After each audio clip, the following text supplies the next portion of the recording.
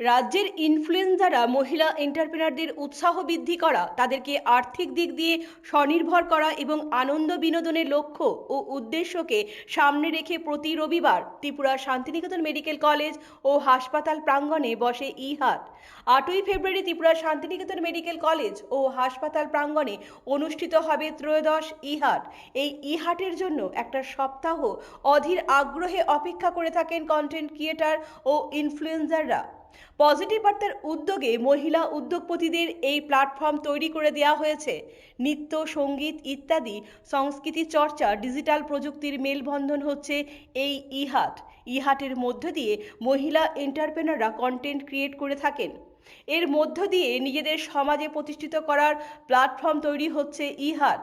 এখানে একদিকে মহিলা এন্টারপ্রেনাররা নিজেদের প্রতিষ্ঠিত করবেন, ক্ষুদ্র ব্যবসায়ীরা বিনা খরচে ব্যবসা করার জায়গা পাচ্ছেন, আবার স্থানীয় প্রতিভাবান ছেলেমেয়েরা যারা ভালো সঙ্গীত ও নৃত্য পরিবেশন করতে পারেন তারা ইহাটের মঞ্চে এসে পারফরমেন্স প্রদর্শন করেন।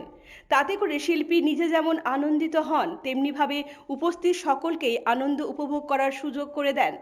ইহাটে থাকে বেশ কিছু খাবারের জিনিস। এই সব খাবার ইহাটে এসে খাবার সুযোগ পাওয়া যায়। কলেজের ছাত্রছাত্রী থেকে শুরু করে কলেজ ও হাসপাতালের বিভিন্ন স্তরের কর্মচারীরা ইহাটে এসে আনন্দ উপভোগ করলেন, আবার খাবার দাবার গ্রহণও করেন। ইহাটের মূল উদ্দেশ্য হচ্ছে গ্রামীণ ও আধুনিক ভারতের সেতুবন্ধন তৈরি করা। স্থানীয় কারিগররা যাতে তাদের পণ্য সরাসরি বৃহত্তর ডিজিটাল বাজারে বিক্রি করতে পারেন, সেই পথ সুগম করাই হলো ইহাটের মূল উদ্দেশ্য।